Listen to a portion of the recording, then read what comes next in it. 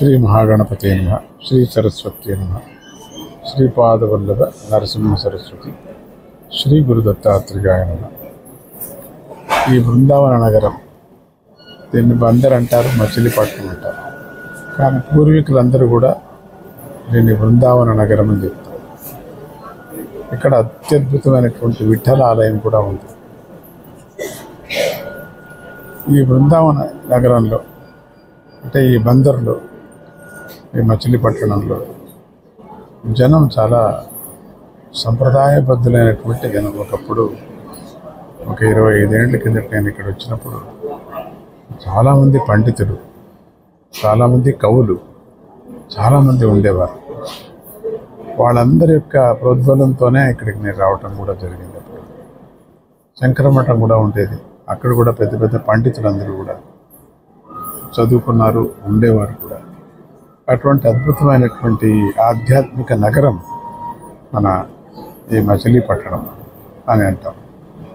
ఇక్కడ ఉండేటువంటి బందరు కూడా చాలా మంగళపూడి గారు. అక్కడ కూడా శివ హరి క్షేత్రం, అది చాలా అద్భుతమైనటువంటి క్షేత్రం అది. ఇక్కడ కొన్ని పాండురంగ ఆలయం కూడా ఉంది. కొన్ని ఆధ్యాత్మిక ఆలయాలు దండిగా ఉన్నాయి. ఇక్కడ ఆధ్యాత్మిక వృత్తి ఇక్కడ చాలా జనానికి ఉన్నది. మంచిగా ఉండని అని చెప్పి, మంచి పంట పొలాలు బాగా ఉండని, మనస్సుకు శాంతిగా ఉండని. కొత్త సంవత్సరం ఇప్పుడు వచ్చింది, ఉగాది మన కొత్త సంవత్సరం, కానీ లెక్కల సంవత్సరం వచ్చింది కాబట్టి అందరికీ కూడా మంచి విద్య అబ్బని. చాలా పెద్ద పెద్ద వాళ్ళు చదువుకొని అన్ని చోట్ల ఉండిపోయారు, వేరే వేరే విదేశాల్లో అంతా ఉండిపోయారు.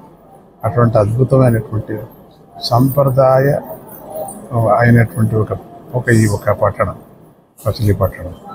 దానికి మంచిది కలగని ఈ పట్టణానికి ఇంకా ఆధ్యాత్మిక అభివృద్ధి, ఇంకా కొన్ని సామాజిక అభివృద్ధులు దండిగా ఉన్నాయి. అవి కూడా అవుతాయి అని చెప్పి ఇక్కడ ఏదో ఒక కార్యక్రమం, బందరిది చాలా పెద్ద కార్యక్రమం రాబోతుంది అనే ఒక నమ్మకం కూడా నాకు ఉన్నది.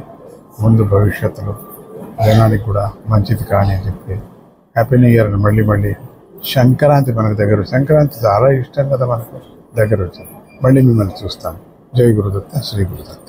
మామూలుగా స్వామీజీ అన్ని చోట్ల ఈ నాద వైభావరి చేసుకొని వెళ్తున్నారు, హీలింగ్ కాన్సెప్ట్ చేసుకొని వెళ్తున్నారు. చాలా అపురూపమైనటువంటి హీలింగ్ కాన్సెప్ట్, నాడి శుద్ధీకరణ. అందరి నాడి బట్టి వాళ్ళ ప్రకారంగా శబ్దాలని ఎట్లా వాళ్ళకి క్రియేట్ చేయటం అనేది జరుగుతుంది. చాలా అద్భుతమైనటువంటి రాగసాగరం. రాగసాగరం పేరేంటి? అత్రిదత్త రాగసాగరం. అంటే అక్కడక్కడ ఉండేటువంటి ఆలయాలకే అక్కడ దేవత పేరు పెట్టేటువంటి ఒక పద్ధతి ఉంది. ఎన్నో కొన్ని వందలు వేల కొద్ది అన్ని ఊర్లలోనూ చేసుకొని, మన అమెరికాలో కూడా చేసుకొని రావటం జరిగింది చాలా చోట్ల. ఇది ఇప్పుడు ఒక్క పర్యం ఇక్కడ ఉండే ఆలయంలో ఉండే పరమాత్ముడికి వినిపించాలని ఈ యాత్ర వేసుకున్నాం. 55 రోజులు మొత్తం ఆంధ్రప్రదేశ్ మాత్రమే వేసుకున్నా. ఇంక తర్వాత తెలంగాణ వేరే, మళ్ళీ ఉత్తరప్రదేశ్ వేరే దండి, అవి వేరే దండికి ఉన్నాయి, హిమాచల్ ప్రదేశ్ దండికి ఉన్నాయి. ఒక్క ఆంధ్రప్రదేశ్, తర్వాత తమిళనాడు, కేరళ ఇవన్నీ ఉన్నాయి. ఈ ఆంధ్రప్రదేశ్లోనే మాకు ఇప్పుడు 55 మొత్తం 50 నుంచి 60 వరకు కేంద్రాలు ఉన్నాయి.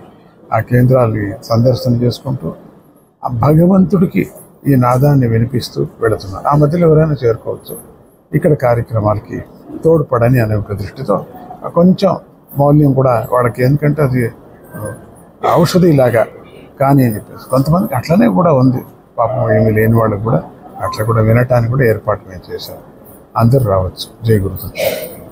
చాణక్య ఛానల్కి సబ్స్క్రైబ్ చేస్తే మాకు ఇంకా మంచి వీడియోస్ని, న్యూసెస్ని చేయడానికి మాకు మోటివేషన్ ఉంటుంది. Thank you, and don't forget to subscribe to Chanakya channel.